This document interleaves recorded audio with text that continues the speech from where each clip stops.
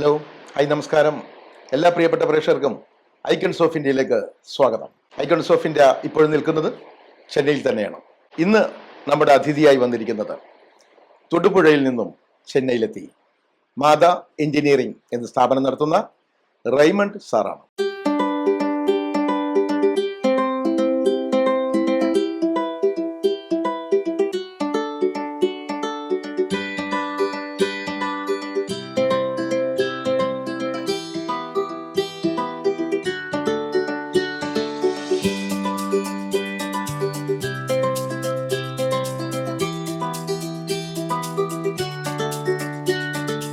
നമുക്ക് സ്നേഹത്തോടുകൂടി സ്വാഗതം ചെയ്യാം ഐക്കൺസ് ഓഫ് ഇന്ത്യയിലേക്ക് റൈമണ്ട് സാർ.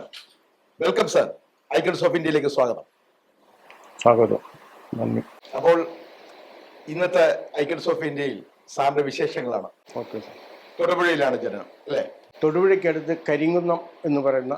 ഓക്കെ. അവിടെ ആരുടെ മോനായിട്ട്? അച്ഛന്റെ അമ്മയുടെ പേര്? എൻ്റെ ഫാദറിന്റെ പേര് MA ഉതുപ്പ്, ഉതുപ്പ് മുളയാനിക്കുന്നേൽ. ഓക്കെ. അതുപോലെ മദറിന്റെ പേര് മറിയം ഉതുപ്പ് പുറമടത്തിൽ. അപ്പോൾ നമ്മൾ ജനിച്ച ആ വീടിന്റെ പേരെന്താണ്? മുളയാനിക്കുന്നേൽ.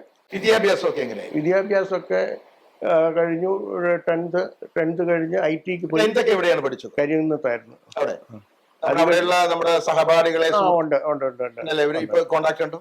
വേറാണ്, അവരോട്ട് അധികം ബന്ധപ്പെടാനോ ഉള്ള സാഹചര്യം വന്നിട്ടില്ല. നമ്മുടെ സ്കൂൾ ജീവിതത്തിൽ എന്തെങ്കിലും നമുക്ക് ഇപ്പോഴും ഓർത്തിരിക്കുന്ന എന്തെങ്കിലും ഒരു സ്കൂൾ ജീവിതത്തിൽ ഇപ്പൊ തുറന്നു പറയുന്നതിന് ഞാൻ ചെറിയ യൂണിയൻ പ്രവർത്തനവും മറ്റു കാര്യങ്ങളൊക്കെ ഉണ്ടായി, സംഘടനാപരമായിട്ട് ചെറിയ പ്രവർത്തനമൊക്കെ ഉണ്ടായിരുന്നു ചെറിയ പ്രായത്തിൽ. ഉണ്ട്. ചെറിയ പ്രായത്തിൽ തന്നെ SFI എന്നുള്ള പ്രസ്ഥാനത്തിലൂടെയാണ് ഞാൻ വന്നത്. അതിനുശേഷം അവിടുന്ന് വീണ്ടും ഞാൻ തുടർന്ന് പാർട്ടിയുടെ DYFI എന്ന് പറയുന്ന ഒരു പ്രസ്ഥാനവുമായിട്ട് ബന്ധപ്പെട്ട് വളരെ ആക്റ്റീവായിട്ടുള്ള ഒരു പ്രവർത്തനമാണ് അവിടെ കാഴ്ചവെച്ചത്. അതോടൊപ്പം തന്നെ അവിടെ ഫസ്റ്റ് കരിങ്കുന്നം എന്ന സ്ഥലത്ത് first head load and general workers union എന്നൊരു യൂണിയൻ ആരംഭിക്കുകയുണ്ടായി. അതിൻ്റെ ജോയിന്റ് സെക്രട്ടറി ആയിട്ട് ഞാൻ അവിടെ വർക്ക് ചെയ്തിട്ടുണ്ട്. അങ്ങനെ പലതരത്തിലുള്ള പ്രവർത്തനം അവിടെ ചെയ്തിട്ടുണ്ട്.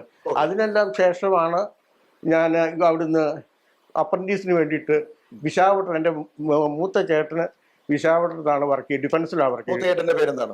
Stephen, MU Stephen. അദ്ദേഹം അന്ന് അവിടെ DGNB-യിലായിരുന്നു, ഡയറക്ടർ ജനറൽ പ്രോജക്ട് ഇതിലായിരുന്നു വർക്ക് ചെയ്തുകൊണ്ടിരുന്നത്.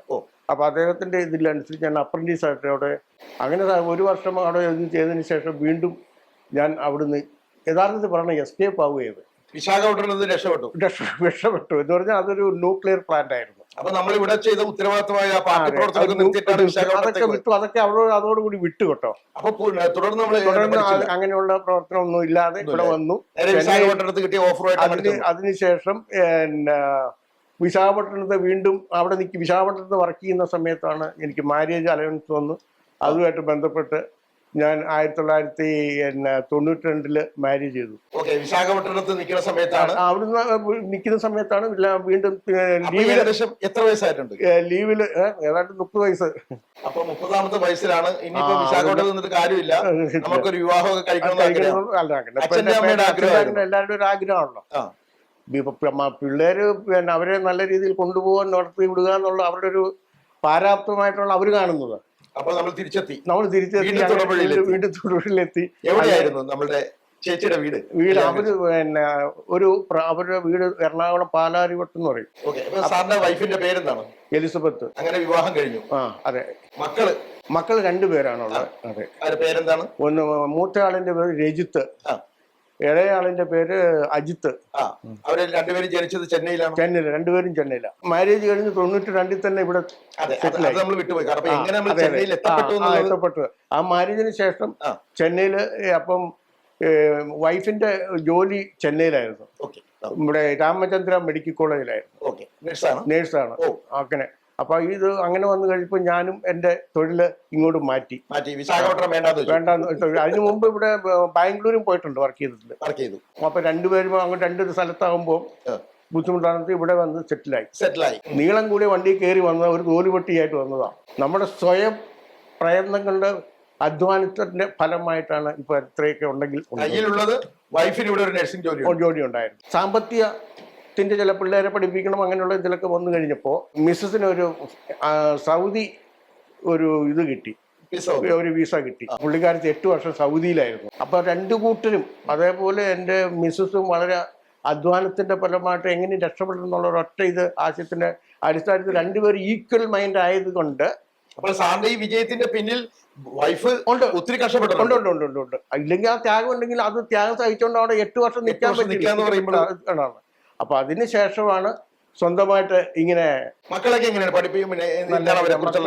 എൻ്റെ മൂത്തവന് ഇതേമാതിരി എ സി ടെക്നീഷ്യനാണ്. പ്ലസ് പിന്നെ ഈ ഫയർ ആൻഡ് സേഫ്റ്റി ട്രിവാൻഡ്രത്ത് അദ്ദേഹം അവിടെ പുള്ളി പഠിച്ചു.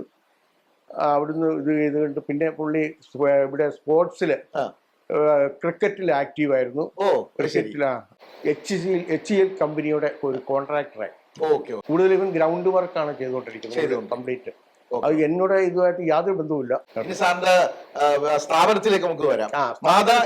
ഞാൻ ഇവിടെ വരുന്നതിന് ശേഷം എൻ്റെ ട്രേഡ് തന്നെ ഞാൻ അത് കൊണ്ടുപോകണം എന്നുള്ളൊരു വാശിയിൽ ഞാനിങ്ങനെ ഒരു കമ്പനിയിൽ സബ് കോൺട്രാക്ടറായിട്ട് ജോലി നോക്കി.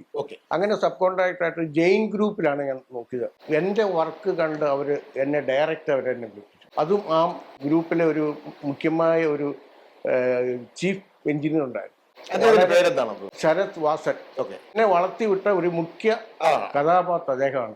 എന്തൊക്കെ ഫെസിലിറ്റീസ് ആണ് നമ്മൾ ഈ മാതാ എഞ്ചിനീയറിംഗിലുള്ളത്? മാതാ എഞ്ചിനീയറിംഗ് നമ്മൾ ഫയർ എന്ന് പറഞ്ഞ fire hydrant system, sprinkler system, CO2 system, ഇങ്ങനെയാണ് 2-3 ഐറ്റംസ് ആണ്. മാതാ എഞ്ചിനീയറിംഗിൽ ഒറ്റ സ്ഥാപനമുള്ളൂ? സബ് വേറെ ഉണ്ട്. മാതാ എഞ്ചിനീയറിംഗിന്റെ പേരിലും ഉണ്ട്, പിന്നെ എന്റെ പേരിലും വേറെ ഇതിലുണ്ട്. അതേതാണ്? Raymond engineering. റെയ്മണ്ട് എഞ്ചിനീയറിംഗ് എന്ന് പറഞ്ഞു തുടങ്ങിയിട്ടുണ്ട്. അപ്പോഴൊക്കെയാണെങ്കിൽ തൊടുപുഴയിലൊക്കെ ലീവിന് പോകുന്നു നമ്മുടെ ബന്ധുക്കളെ കാണാൻ. ബന്ധുക്കളൊക്കെ ഇടയ്ക്കൊക്കെ പോകാറുണ്ട്. വലിയ ആഘോഷമായിരിക്കും. അതെ, എന്റെ വീടെന്ന് പറഞ്ഞാൽ എന്റെ വീട്ടില് 10 പേരാ ഉള്ളത്. 10 പേര്. 10 പേരിൽ 7 ആണുങ്ങളാ. 7 ആണുങ്ങൾ, 3 പെണ്ണുങ്ങളുമാ. അവരുടെ മൂത്ത ആളുടെ പേരാണ് സ്റ്റീഫൻ, രണ്ടാമത്തെ ആളുടെ പേരാണ് ജോസ്, മൂന്നാമത്തെ ആളുടെ പേരാണ് ജെയിംസ്, നാലാമത്തെ ആളുടെ പേരാണ് ബേബി, അഞ്ചാമത്തെ ആളിന്റെ പേരാണ് റെയ്മണ്ട്. അതുപോലെ തന്നെ അത് എന്റെ ഇളയതാണ് ആൻഡോച്ചനുണ്ട്, അതുപോലെ തന്നെ തങ്കച്ചനുണ്ട്, 2 പേര്. അത് 2008 ആരംഭിക്കുന്നത്. ഞാനിവിടെ സ്ഥലം മേടിച്ച് ഇവിടെ വരുന്നത് 2002 6 വർഷത്തിന് ശേഷമാണ് വന്നിരുന്നത്. അതിനുശേഷമാണ് വന്ന് ഇവിടെ ചെയ്യുന്നത്. ഒരു മീൻ മാർക്കറ്റില് മീൻ മേടിക്കാൻ പോയതാ. അപ്പൊ കണ്ടുകൂട്ടി ഒരു സുഹൃത്തിനെ കണ്ടുകൂട്ടി. അപ്പൊ അവർ മലയാളി, ഞാൻ ഇവിടെയാണ് താമസിച്ചത്. അപ്പൊ ഇങ്ങനെ ആശയങ്ങൾ പങ്കുവെച്ച് അപ്പൊ നമുക്ക് എന്തുകൊണ്ട് നമുക്കൊരു സംഘടന തുടങ്ങിക്കൂടാ? നമ്മുടെ ബ്ലഡിലുണ്ടല്ലോ സംഘടിപ്പിക്കാനുള്ള ഒരു കഴിവ് നമുക്കുണ്ട്. അതിന്റെ അടിസ്ഥാനത്തിൽ ഞാനത് അവരോട് സാധിച്ചു. അങ്ങനെ പല വ്യക്തികളായിട്ട് ബന്ധം പുലർത്തി ഉടനെ തന്നെ എല്ലാവരും സംഘടിപ്പിച്ചുകൊണ്ട് ഒരു പ്രസ്ഥാനം ആരംഭിച്ചു, കോവിൽ പതാക മലയാളി സമാജം.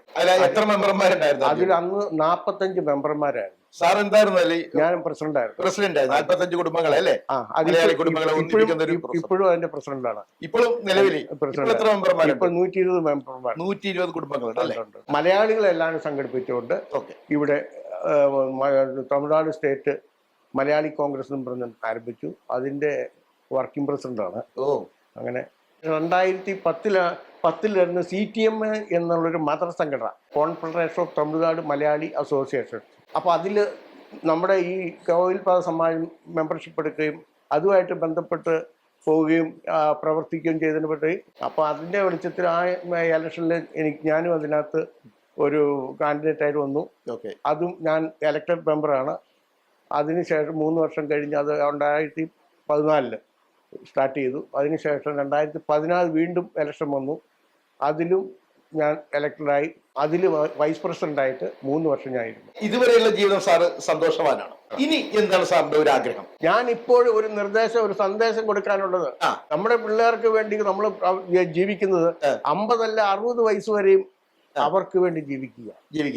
അതിനുശേഷം സ്വന്തം നമുക്ക് വേണ്ടി ജീവിക്കുക. നല്ലൊരു സന്ദേശം. അപ്പൊ എന്തായാലും സാറിന്റെ മാതാ എഞ്ചിനീയറിംഗ് കമ്പനി വളരെ ഉയരങ്ങളിലേക്ക് ഇനിയും പറക്കട്ടെ ആശംസിക്കുന്നു. ഇത്രയും നേരം സാറിന്റെ വിശേഷങ്ങൾ ഐക്യൻസ് ഓഫ് ഇന്ത്യക്ക് വേണ്ടി പങ്കുവച്ചതിന് വളരെയധികം നന്ദി. Thank you sir. Thank you. എല്ലാവർക്കും